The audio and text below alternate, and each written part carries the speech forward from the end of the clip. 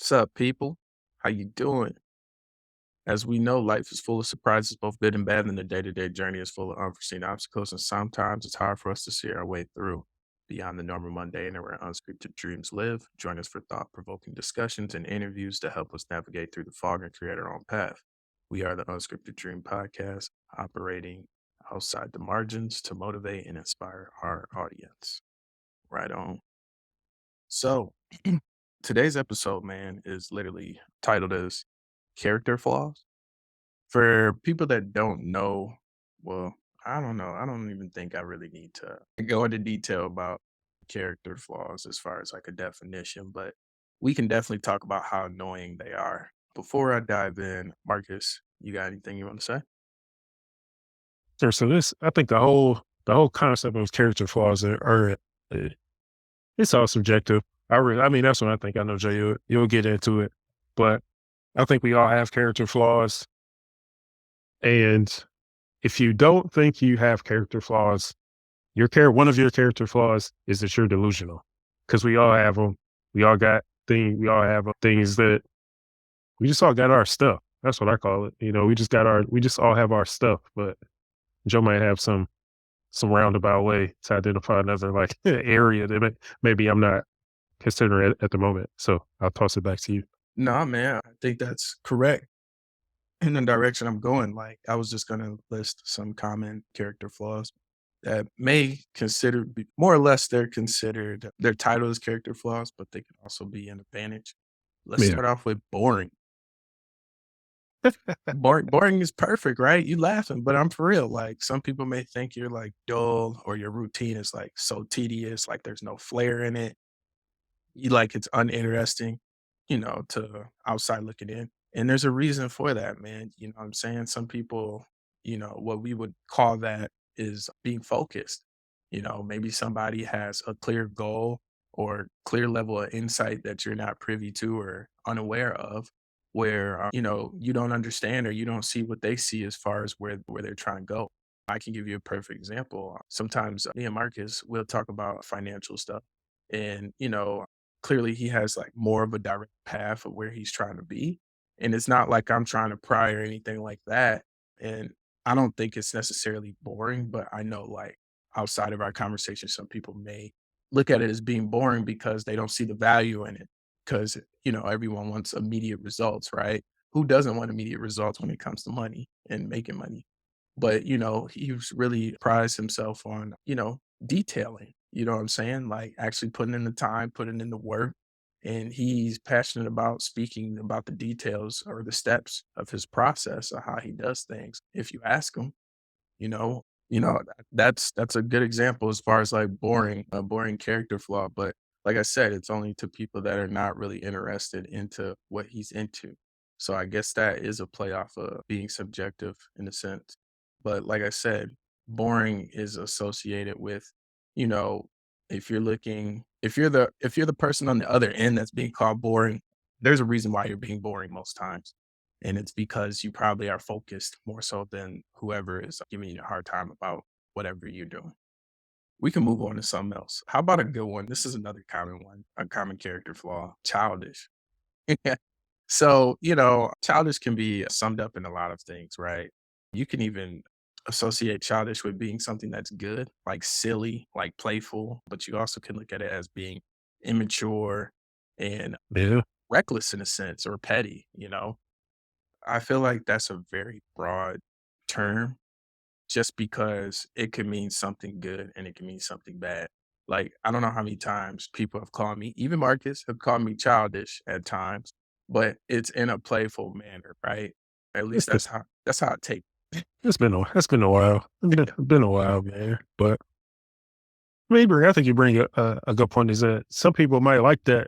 Like somebody being childish, like somebody might, yeah, I mean, it might enjoy that, right? And in some things, there's a time and a place for certain things, but some people, that's just like their quirk.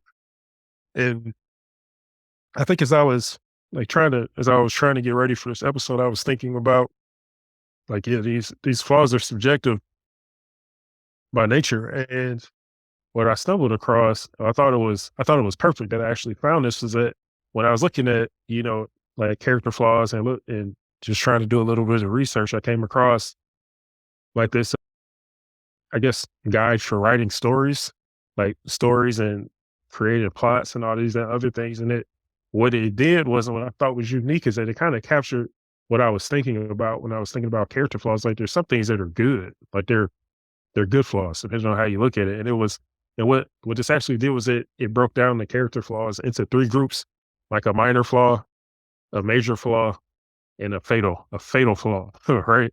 And when I was thinking about the minor flaw, like that would be like somebody who's like childish or something like, like that. Like I mean, they joke around a little bit, a little annoying, but it is what it is. You just kind of keep it moving. Now I was thinking about a fatal, like I was thinking, what's a good example of a character? And it got me thinking about like characters in movies and things like that. And it made me think about like Thanos from the Avengers, which Thanos is like my favorite Marvel character of probably all time. It used to be Iron Man, but now it's Thanos. I don't know what people might think of me because they hear that, but there's some complexity. I think I appreciate the complexity of the character more than anything. But the thing about Thanos, you understand. I mean, for what he did win. It's not real. The man did win. He did win. I know, but no, his fatal flaw will ultimately got him. I mean, if you haven't seen Avengers, I'm definitely about to spoil it. But he definitely like he gets killed in the end. But the thing that drove him to being like to getting in the position that he got into was that he was consumed by domination. Like that was his fatal flaws, that he was just consumed by taking over. Yeah, they went back in time and they, whatever they had to do, but he was just like he just let the whole idea of that just consume him. And then as a byproduct of that, like yeah, he's a murderer. He does all these other negative things. I think another like villain, like that's funny because the people with the fatal flaws, sometimes it's like the protagonist, but sometimes a lot of times it's the villain or the good person becomes a villain over time, like the Joker. The Joker from Batman is a good example of someone who has like major character flaws, right? But just thinking that, like just going back to Thanos, what took him out is that he was so consumed by what he was trying to do that it ended up like there's actual reason, a good reason for why he was doing like there was another way to do it, but he's a psychopath. But there was another way to do it, but he was just so consumed by it that that's what ultimately led to his end. And I think that when you think about that, and think about just what's like a fatal flaw is us as people, because that's I mean yeah, it's a movie that's like extreme and things like that, but like just an example of like sometimes like Joe was saying when we got started here is that like say someone is rebellious, right? They don't listen, they don't follow directions, and they're always going against the grain. It's that rebelliousness that can lead to that person being innovative, right? Because they're going against the grain. So it's not like just because you don't follow directions and you go against the grain doesn't mean that there's always going to be the Opportunity. outcome is going to be it's going to be negative. And I think that's kind of one of the things there. But Joe, what as far as character flaws, like what are you seeing out there? I think you interact with a lot more people than I do. So what I guess what kind of put this on your mind, and what is it that you really want to address? I really was just loosely thinking mostly about character flaws and how they can be positioned and just basically give you a well-rounded perspective on certain ones. Like I guess we can continue with whatever I was naming off. Lazy, you know what I'm saying? Like a good line that I hear in music from artists that I listen to a lot. He says that, this is probably my favorite song, one of my favorite songs by him, but he just say, people say you're lazy when you're on your own time. And that resonates with me just because it's just like, you know what? I never looked at it that way. People call you lazy for a multitude of reasons, and that very well may be true. But at the same time, if you're on your own time, does it really matter? So, like I think about those type of That's things a lot. interesting. I feel like that's a good rebuttal for that. But, that's something that you see a lot of now. Like a lot of people are being lazy. And, it's easy to say that, hey, there's a lot of jobs out there that are available right now, more so customer service related jobs or food industry related jobs. And there's a good reason I'm gonna get to that. But what I'm saying is A lot of people that don't have jobs are looking for jobs. If you talk to the older generations, they're like, "Oh, no, you're lazy. You could at least get a job. It doesn't matter if, you can't pay all your bills or something like that. At least you got a job where you got some kind of money." That's their methodology. But when you think about someone like our age, 30s or younger, right? We're more or less just like, why are we going to get a job that can't even pay for all of our bills? Like, that doesn't make any sense. Versus the older generation, and just like, at least you got a job and you at least you got some money. You know what I'm saying? So I'm kinda, like, caught in the middle because I see both sides. But, I'm more so on the other side where it's just like, it doesn't make sense to, pick up a job that doesn't cover that doesn't fully compensate you to the point where you can really sustain a living of your own, if that's the direction you're trying to head. Yeah. So that's a whole other thing. I don't know if I'm gonna leave that alone, but just people that are retirement age. I see it a lot where I'm at. They just there are jobs that are available that are going to people that there's a time frame when people are expected to leave the job force, and those people are still present in the job force, and it creates an issue. And I think the people that kind of come at the like this generation or our generation or the younger generation don't understand that some of their generation didn't do the greatest job of managing their money, or they're just like holding out for Social Security and all this stuff. And they're taking some of these jobs and they're able to hire like maybe two retirement age individuals and not have to pay.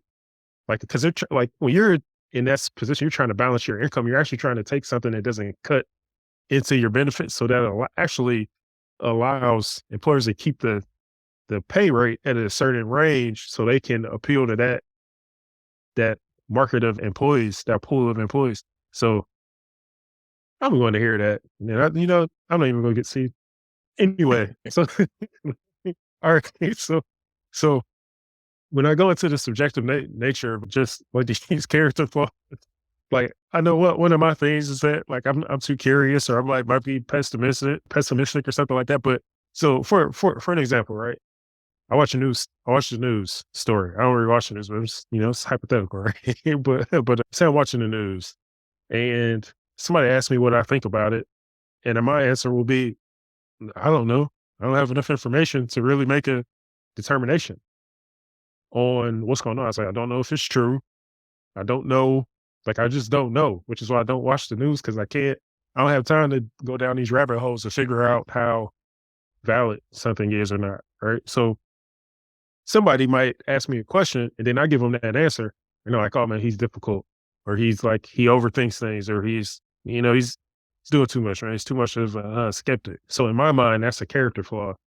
And then, I try to explain like, man, how many times have you watched the news and then 6 months, a year later, that news story that everyone's outraged about, the video gets released or more information is released.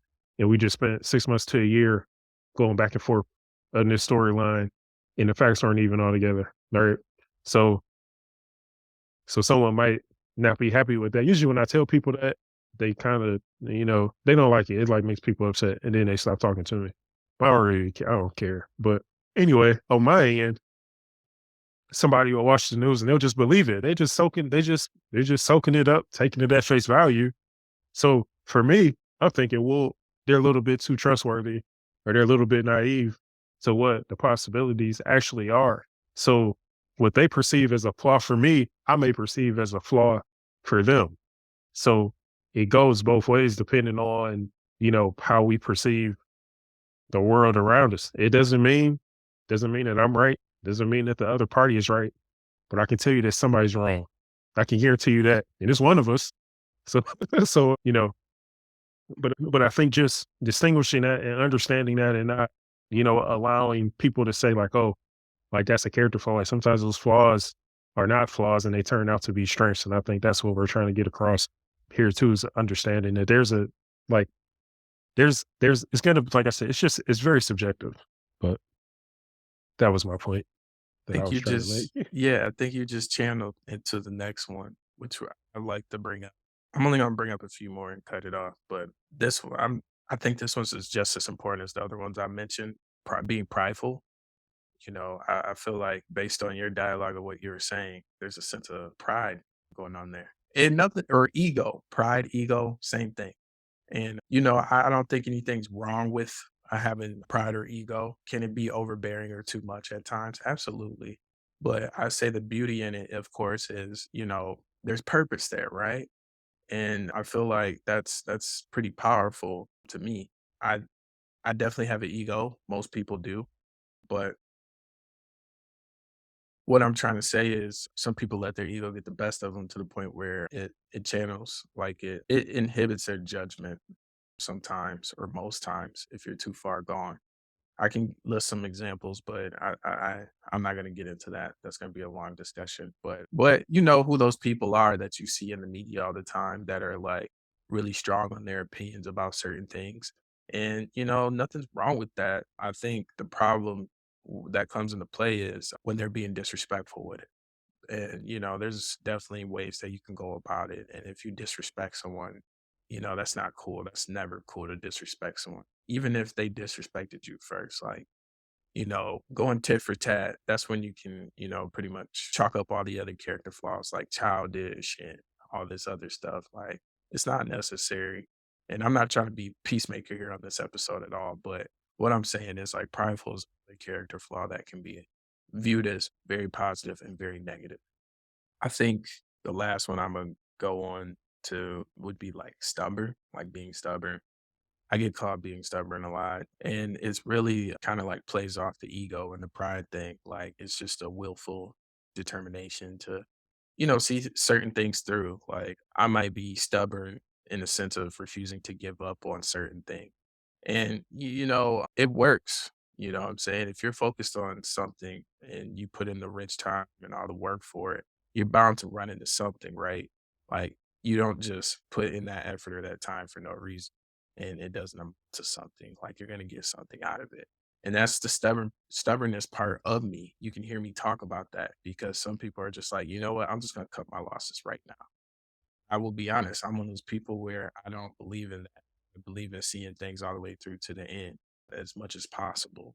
So, yeah, I don't know if you want to say anything else about that, Marcus, but like I said, that's going to be a long discussion too. But all in all, man, character flaws, man. Like we all have them. We all can be categorized by something based off of the actions that we portray and our thoughts and opinions, and no one's exempt from it. But I will tell you this though, if you're having character if someone's labeling you as certain character flaws, clearly they're saying it for a reason. And I really hope that you find out or make some kind of justice or peace with yourself out of whatever character flaws you may have. So if someone calls you ignorant or something like that, or call you like incompetent or anything like that, of course, that's more so on the negative side. But can you at least find some kind of good out of that? Is basically what I'm saying. I just don't take it take it with a grain of salt, is basically what I'm trying to say. People are always going to have comments or opinions about certain things, and it's based off of their perspective. You know, Imagine how many people are so quick to say something or cast the first stone at you, right? And they don't even know you. They may have had one conversation with you. Most people probably never had any conversation with you. They just heard of you. And then you see how quick they are to fire at the mouth about, some he say, she say stuff. So, just take that into consideration that, people don't necessarily walk with you, you know what I'm saying? Or they're not in your shoes, so to speak, most times. So, man, it's not about building tough skin, but it's all about realizing the bigger picture. I feel like once you realize the bigger picture and your role in the world or however you want to live your life, I feel like it'll be a lot easier for you to get through without adhering to the negative stuff about character flaws. Pay attention to them, but if people are really harping on you about certain things, maybe there's something you need to change. I don't know, but I also say that it may not necessarily be as negative as you think. But that's it, man. Yeah, until next time. Later.